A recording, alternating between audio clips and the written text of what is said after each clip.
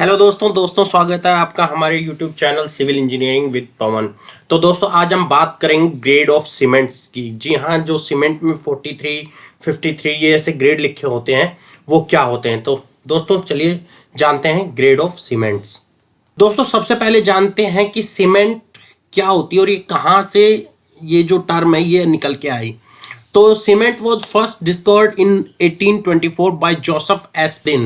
The discovered material was named as the Portland cements. The reason is that the cement was discovered in Portland country, so that the time the discovered cement resembled the limestone which was commonly found in Portland country. दोस्तों cement जो है 1824 में Joseph एस्पिन ने discover की थी और इसको सबसे पहले पोर्टलैंड में इसको खोजा गया था।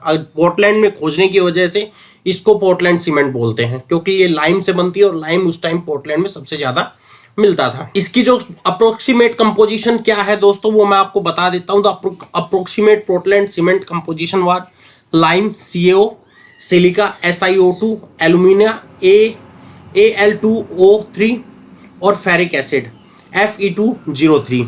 जो लाइम होता है वो 60 to 70%, सिलिका होता है 20 to 25%, एल्यूमिनिया 5 to 10% और फेरिक ऑक्साइड होता है 2 to 3%। The grade of cement indicate how much cement has been bearing strength. The cement strength was generally measured after 28 days with proper curing.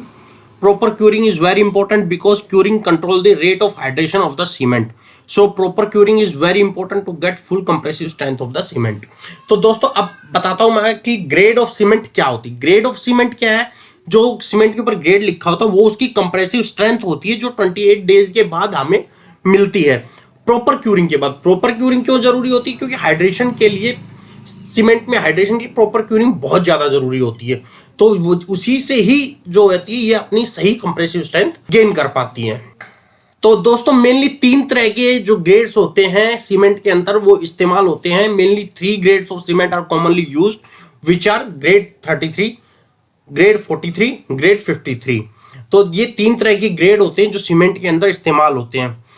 पहले बात करते हैं grade 33 की दोस्तों। The grade 33 Portland cement show their high workability as compare to the other grade in a mortar for plaster and for masonry. Grade 33 was commonly use.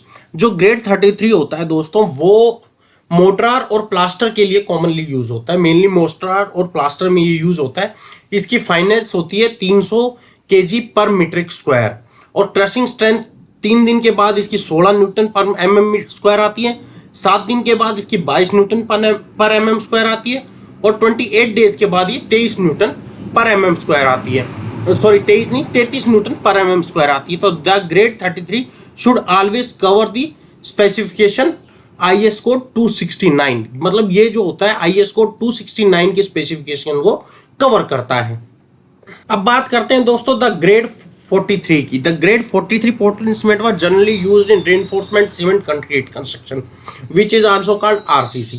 जो grade 43 होता है दोस्तों ये RCC के काम में ज्यादा इस्तेमाल होता है। RCC में ज्यादा कंक्रीट काम के काम में ज्यादा इस्तेमाल होता है। रेडीमिक्स प्लांट्स, रेडीमिक्स कंक्रीट पे ये प्रीकास्ट कंक्रीट स्ट्रक्चर्स में ये ज्यादा इस्तेमाल होता है।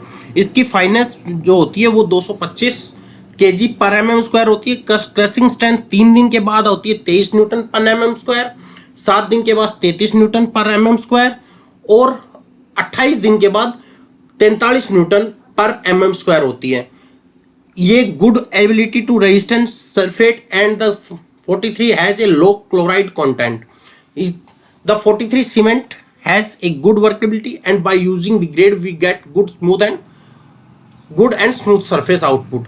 जो इसकी होती है अच्छी वर्केबिलिटी होती है और इसको यूज करने के बाद अच्छी और स्मूथ सरफेस हमें मिलती है। The grade 43 should always cover the specification of IS 8112। यानी कि ये 43 ग्रेड होती है ये IS कोड 8112 यानी कि 8112 की सारी स्पेसिफिकेशंस को कवर करती है। दोस्तों अब जानते हैं तीसरी और आखिरी ग्रेड के बारे में जो है grade 53। In grade 53 Portland cement low content of chloride was present and the grade 53 cement has A2 good ability to resist sulfate. The quantity of the cement is required less in volume because the grade has high strength as we compare to the other Portland cement. दोस्तों जो ये 53 grade होती है ये high strength की होती है, तो जितने आपको जितनी क्वांटिटी 33 जितनी 43 की लगी उससे कम क्वांटिटी 53 ग्रेड की लगती है। और ये जो कहाँ मेनली इस्तेमाल होती है 53 ग्रेड की सीमेंट, जो मेनली इस्तेमाल है आरसीसी ब्रिज में, construction of precast building construction, construction of factory buildings और कंक्रीट स्लीपर कंस्ट्रक्शन के अंदर, जो रेलवेज वगैरह में स्लीपर लगते हैं उनके अंदर ये इस्तेमाल होती है।